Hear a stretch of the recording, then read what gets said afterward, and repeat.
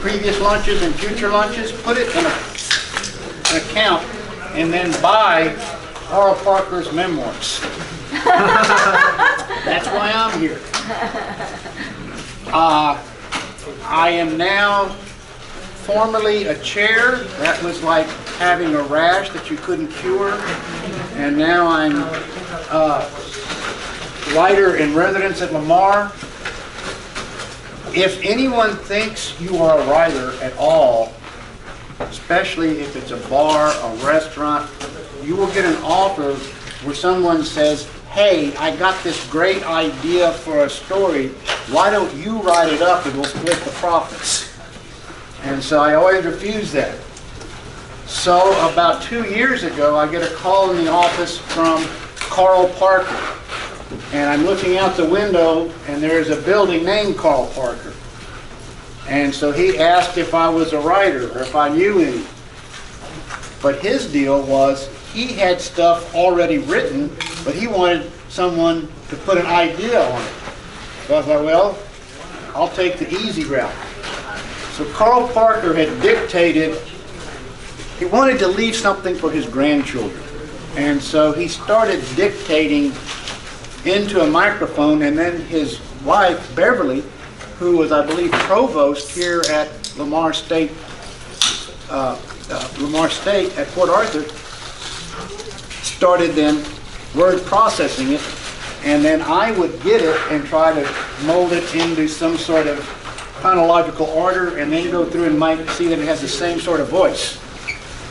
So these are mementos, anecdotes, pieces of what he recalls from growing up in Port Arthur, all the way through his legislative service, and then on through his law practice. He's 89. As I heard, he was in the hospital as of Saturday. He he grew up here in Port Arthur, went to UT, went to the Navy as a Navy lawyer, got out of the Navy, came back here. In 1961, he won his first election, promptly met John Connally. Lyndon Johnson was in that crowd. He was in the Texas State Representatives until the mid-70s. He lost the speakership, and so he ran for Senate. He was a senator from the mid-70s to 1995, when there was almost a seismic shift in politics and culture in this region. Carl Parker won his first election and won others because of the unions. This was union politics. They were not pretty. And so he carried that out until the economy changed, the unions faded, and thus he was not elected. He was also the last of the liberal Democrats. They don't exist anymore. He's a dying breed. We go back and got some photos here. I'm not going to worry about them. Let me see if I probably better tell you about this.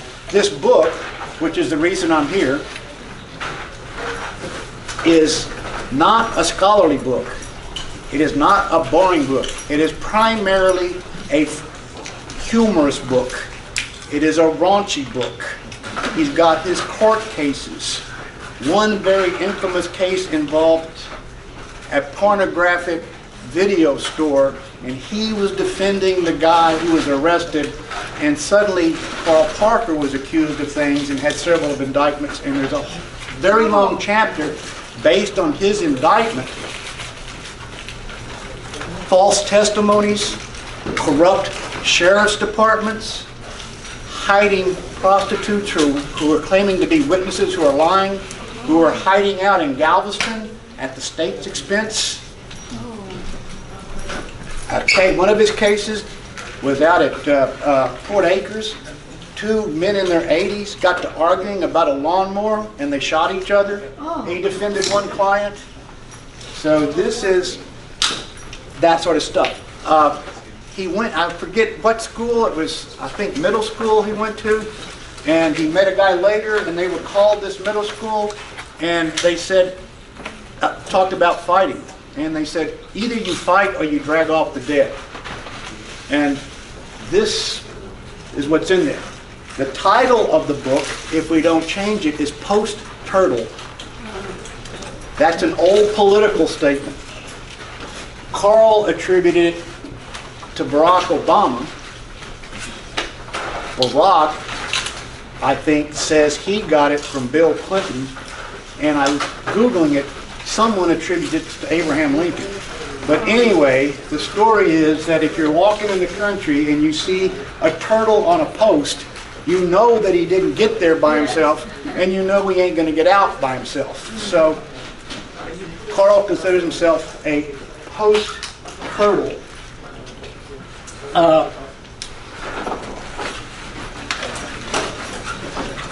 This is from the book. One of the benefits of aging is memories. One of my longtime Port Arthur pals has always shared with me that in his opinion, we grew up in the golden years of Port Arthur. I believe it to be true. And many of my childhood and young man memories come back as I drive through the various parts of Port Arthur. And those memories, besides being golden, even have a golden tint to them. In the 40s and 50s, Port Arthur was the source of great jobs, a booming economy, and a quality of life unmatched by most Texas cities or counties. Port Arthur schools in the 40s and 50s had the highest paid teachers in the state. Citizens of our city had the highest per capita income of any city in Texas. Downtown was thriving, and big bands made regular visits to our world-famous ballroom at Pleasure Pier. When I was a boy, my allowance was $1, eventually growing to $2 a week. I could usually earn another couple of bucks mowing my neighbor's yard with their push mowers. A couple of dollars was all I needed to have an enjoyable weekend. I could take the bus downtown and back for 15 cents. The fare included transfer back to where I was picked up. 9 cents admitted me to a movie, and hamburgers at Bob's Burger Bar downtown cost a quarter, and a Coke for 5 cents. Port Arthur enjoyed 3 movie theaters. Port Arthur in those days was truly mid-America. Schools were great, employment was high, and most of our parents, our fathers at least, were employed in one of the 2 major refineries or in an occupation directly connected to refineries. Although there was no television, we had radio programs.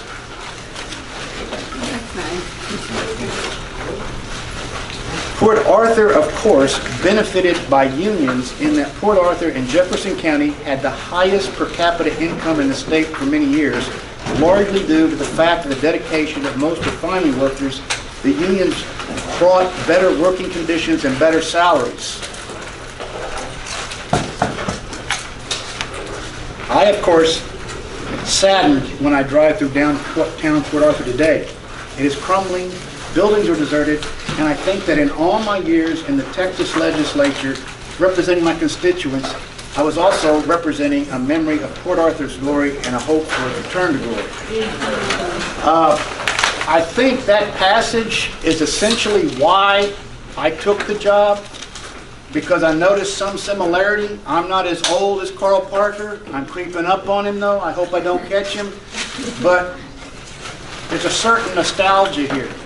My nostalgia is for the south side of San Antonio, where I grew up. It dwindled like Port Arthur dwindled. It's starting to now suffer from gentrification. Carl's thinking maybe Port Arthur will get with gentrification. There is, I think, as you grow old, as he starts that piece out, your memories color stuff. And it's a weird position to be in because you can return to those locations. They've changed, but there's some semblance of what they were when you were young. And your youth colors them up. And so there's this sort of bittersweet, comedic but tragic sort of response when you go back home and your home ain't your home no more. That maybe your home is all in your mind and you have to affect it in some way. So a lot of this is like that. He mentions the nature of it. This is, I mentioned John Conley. Ann Richards appears. Bob Bullock You know who Bob Bullock is? He was the speaker, the lieutenant governor. That's really the most powerful politician in Texas, not the governor, but the lieutenant governor, the guy who runs the Senate. Bob Bullock was a notorious alcoholic. And when he got to drinking in Austin, he would get mean. And he would pick on people. And one person he decided to pick on was Carl Parker. So Carl Parker stood up, went across the table from Bob Bullock at this Austin restaurant and said, "Now, Bob, I'm bigger than you and sober."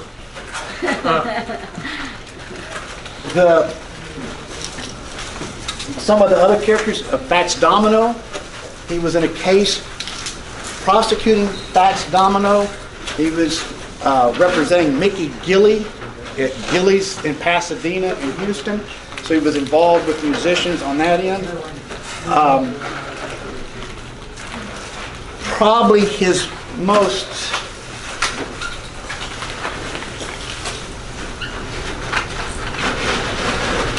appealing event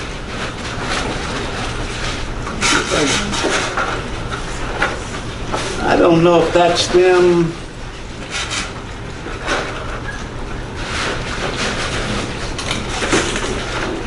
There is his wife Beverly, who has a long history with this place. But his most notorious event were the Killer Bees. That was an event in the 1970s, and I forget what the propositions were, but they were trying to get a special primary to get John Connally elected. These guys were opposed to Connally because he shifted from Democrat to Republican. So they needed a quorum in the House of Representatives. So Carl Parker was the driving force. I think got 12 representatives, and they hid out. They took on the lam. The state governor called out the police and the Texas Rangers to go look for them. Rumor had it that they were in Oklahoma at some resort. They couldn't find them in Oklahoma. It turns out they were all living in a very sleazy, slimy motel in Austin, all 12 of them, in 2 different rooms. And they were literally in disguise creeping through Austin. Some of the other stuff that he comes up with, you imagine the legislators meet, every 2 years. They then have to go live in Austin. And when he started out in '61, they were absolutely poor. I mean, the legislators got next to nothing. And so everybody were living in very cheap motels, cheap apartments, wherever they could find them. At that time, Austin was a totally different city. I remember driving to Austin because it was the big city. It had 175,000 people. It was never a big city until the 80s, and so it was a little town like this. I reckon The Gay Place by Billy Lee Bramer describes Austin in the 60s when Carl Parker is there. It's a classic of Texas literature. At any rate, while there, everyone was trying to make money. Everybody was poor. He first got there, the way the legislature physically worked is that they would get an allowance at minimum wage for so many secretaries. And these secretaries were mostly young women, and what they would do while the work was going on the floor of the legislature, the secretaries would run from desk to desk trying to pass notes, get stuff. There were no computers, and so they were just scribbling notes and running all over. And that's when he started. I know that this place started out as a private school, but it's because Carl Parker that this is now a public school. One of the things that occurred, I came here just after it, but the Texas legislature meets every 2 years. The last thing to come up for business is higher education. So everybody tries to cash in their chips, tries to push what they can for higher education at that last bit. If they've got a place, some kind of college, community college in their district, they're pushing for it. So Carl is now in the Senate. He's the head of the Higher Education Committee. He's very powerful. He's right up next to the Lieutenant Governor. He's on the means, the Ways and Means, with schedules when things are met. But I can't tell you the exact year, but mid-'80s, suddenly there is a Lamar system. And it's got Orange, LU Beaumont, LIT, and then Port Arthur. And I got here when the books were funny, single-digit accounting, and things started going south. But at any rate, that then broke up in the mid-'90s, and then we all got in the Texas state system. So that was there. Carl made his name, made a reputation for himself when he was in the House of Representatives by trying to clean up Texas government. The Texas Constitution is the longest in the country. It's from 1876, and they just throw stuff in it. It's a mess. You can't find anything in it. Carl was in head of rewriting the Constitution in the 1970s. It desperately needed it. The populace voted down. But Carl then, with Barbara Jordan, if you recognize that name, tried to streamline it. So he took on these arcane rules. One was that you could not have if I get this right, you could not have a spittoon and dancing in the same place. There were all sorts of things prohibiting where women could go. He took those on. Texas, I think Carl was big too on sponsoring safety regulations. So he was responsible first for seat belts and then for child seats in cars in Texas. Okay? He did this while he was in the House primarily, so when he goes to the Senate, as he said, he was working with the Senate because, as the senators said of the representatives, that they are, quote, housebroken. They don't embarrass themselves on the Senate floor. So he did all that. So I'm about out of steam. You're probably ready for something else. So I'll turn it over, and then if we have any time left, I'll either answer questions or approach something else, or even read more at you if we need to. Yeah, I have very little. If you want to go on, that's fine. If you want to read a little, that's fine. Let's see what I... We have time. It's only 12:33. My time with my obligation in the Naval Reserve was up at the end of 1961. I had accumulated 30 days leave, so I was able to travel from Corpus Christi back to Port Arthur at the end of November to try to locate a place for Beverly and me to reside and to get settled into my partnership with Shelby Long in the old Blumenstein building in downtown Port Arthur. I was only home until late February when I was approached by several community leaders suggesting that I consider a race for the state senate. As I have pointed out previously, after consulting with my friend Roy Harrigan, I was convinced that my best political opportunities was seeking a seat in the Texas House. I filed for office in February in 1962. My dad had always harbored a desire for me to be in politics, so it was no surprise that upon my return home from the Navy, he was looking for political opportunity for me. The opportunity soon arrived. Charlie Nacol, an influential businessman in Port Arthur, invited me and Dad to lunch. At our meeting, Nacol suggested that I run for state senate. This is somewhat surprising in that Nacol had always been a loyal patron and supporter of Jep Fuller, our incumbent senator. Nacol went on to opine that mainly because of the recent legislative investigation of corruption in the county, that Fuller would have a very difficult time getting elected.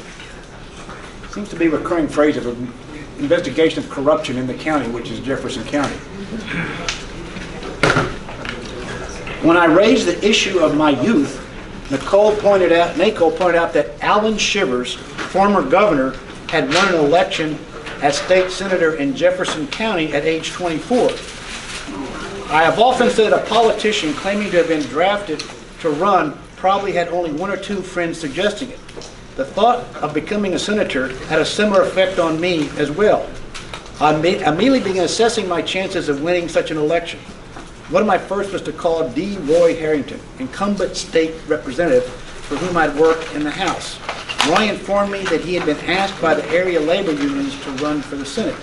He also revealed for the first time in a while the industrial CIO and craftsman AFL had united in the anticipation support of him for the office. Roy then suggested that I announce for the state representative seat that he then occupied.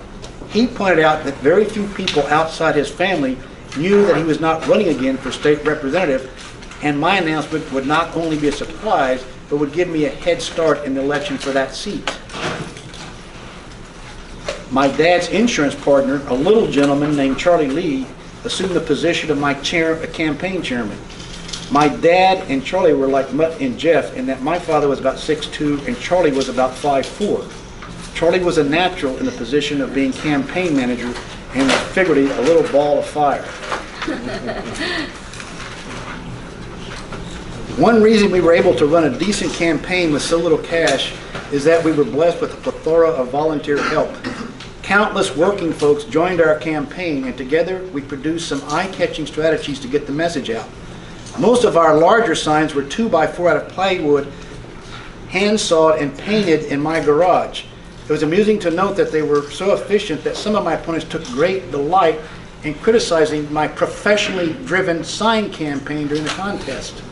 Another innovative idea was that, and a real eye-catcher, was that we took a half sheet of plywood, painted elect Carl Parker state representative on both sides of it, and figured out a way with wires and other equipment to affix it on the top of my Ford Falcon. Ford Falcon was a little bitty tiny car that Ford was trying to sell at the time. The sign was about half as long as the Falcon and attracted a great deal of attention whenever I went.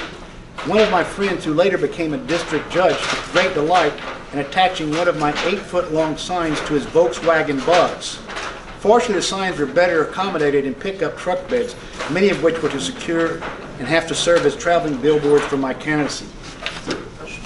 Sit down once again. That was good.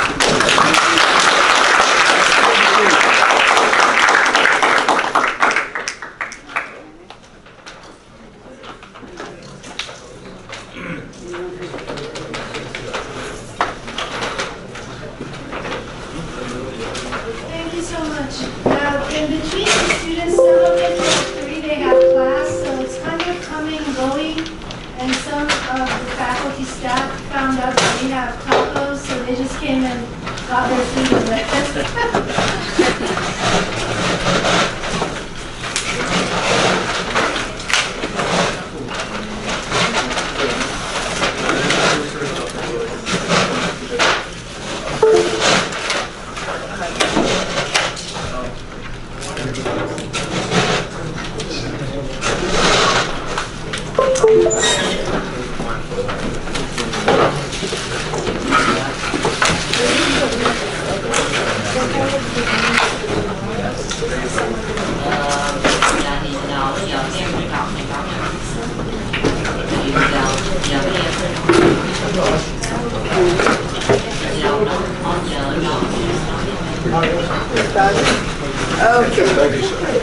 Oh, thank you. Thank you.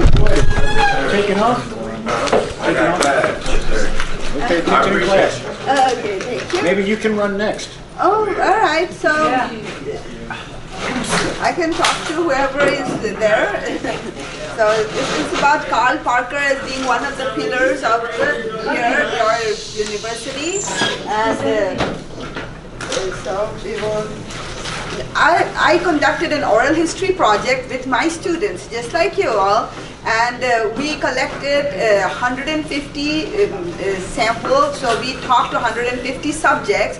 One of them was Dr. Jim Sanderson, and the other one was Carl Parker. We went to his home. My husband and I both went to his home, met with his wife and him, and talked to him. And what I will be presenting is what he said about this university. Okay. So that's him. As you all know, you have seen this in your campus, right? So how did Lamar University start? In order to allow ships to leave from the port, they had to have radio operators.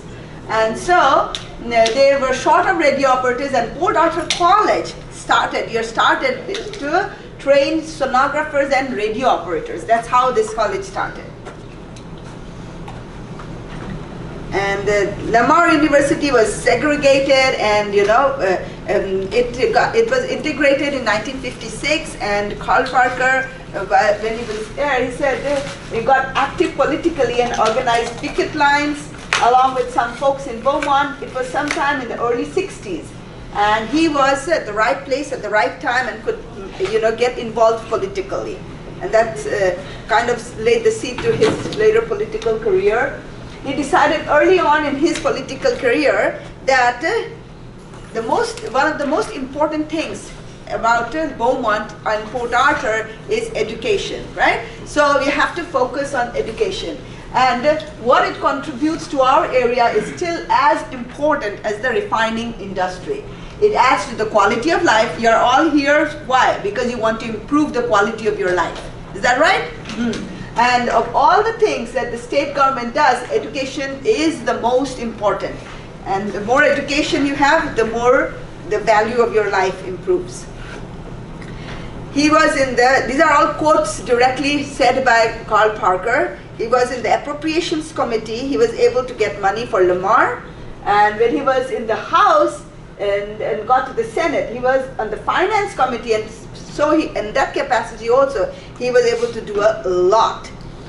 When he was in the House here, Dr. Madison Monroe was the president over here near college, and he said that they could not keep the doors open because they could not charge enough tuition.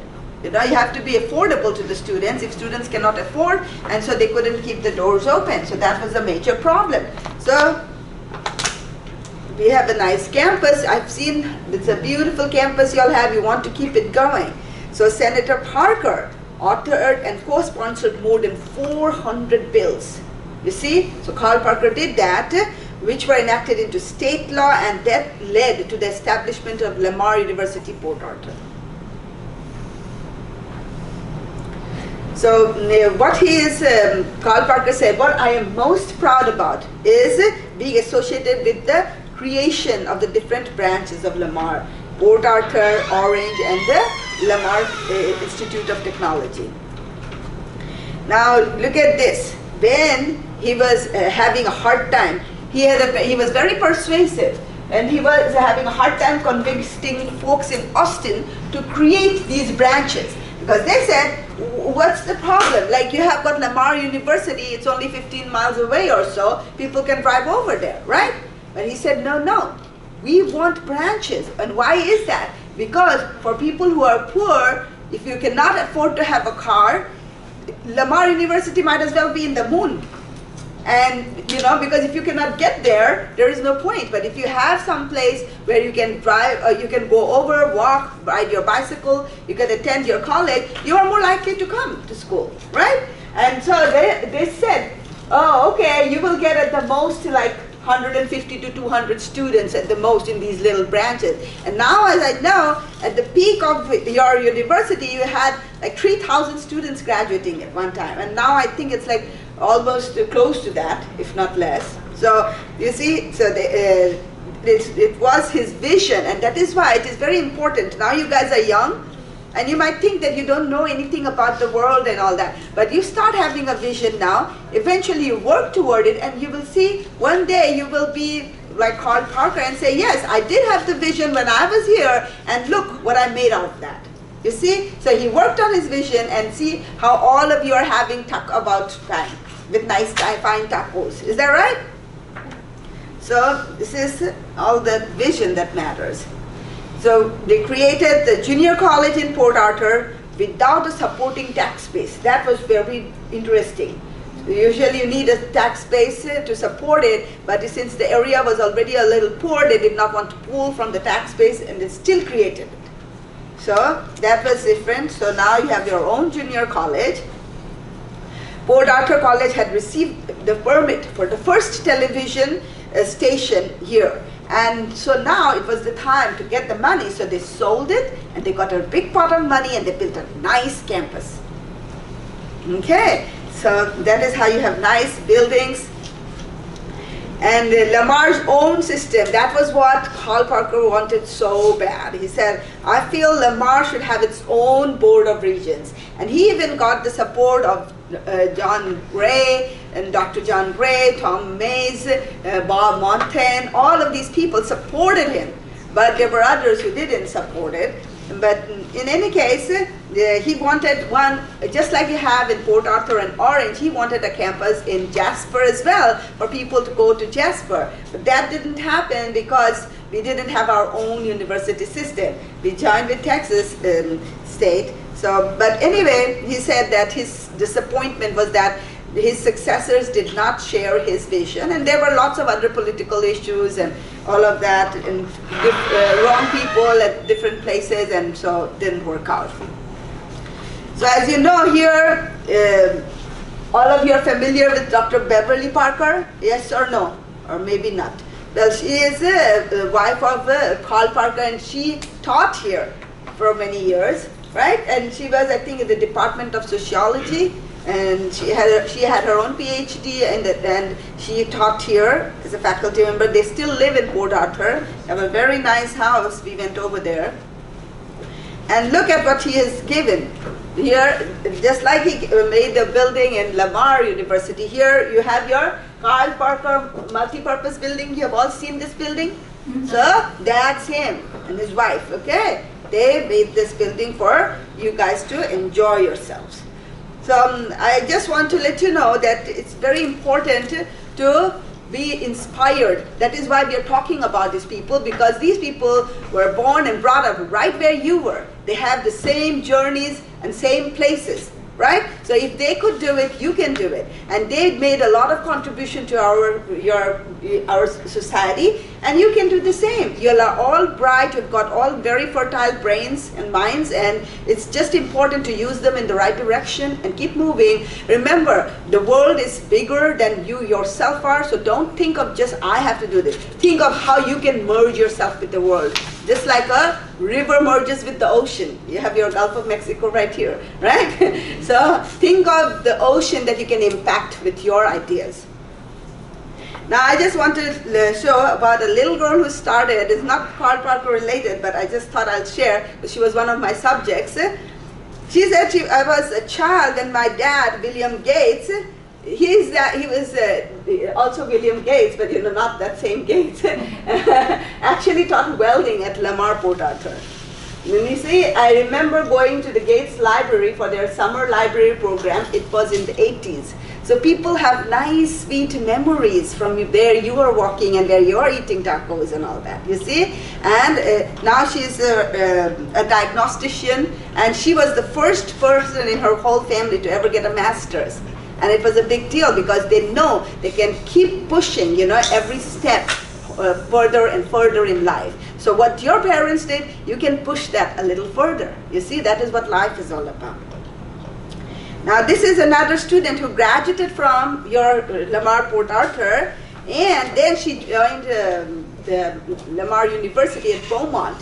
And one of my students, Jacoby Brox, actually interviewed her, and she said, I believe 2016 I received my associate's degree from Lamar Port Arthur, and then she transitioned to Beaumont, and in her first year after completing her bachelor's degree, her yearly salary actually doubled, and within the last 5 years it's actually tripled. So you see how much this education has value. You see? So those are my little things that I thought I will share with you all today. Nothing much, but I just want to say this time of giving and gratitude and all that. If you're grateful for the little things in life that you get, you can really make a lot of difference. But if you think that it's not enough, you need more, you have not been given enough. If that is your ongoing thing, why is the world being mean to me? Which happens to all of us, believe me. But if you keep thinking that, what you're doing is you're putting negativity ahead of your own positivity. And you got to break out of that, and you know that it's within you to make a difference to your life and to the world. Okay, with that, thank you so much for listening to me. I know something you can do today to help Carl Parker and the entire Lamar system. Today's election day. Proposition 5 takes the PUF money, that is the batch of money that UT used to get from West Texas oil, went just to UT several years ago. It went to UT and A&M systems. Oh, yes. Now the legislature said it can be redistributed to other systems. So by participating in the election process, the polls are empty. Proposition 5, vote yes. And Yes. We will vote for that. Thank you so much for reminding that. So, do you have something to share with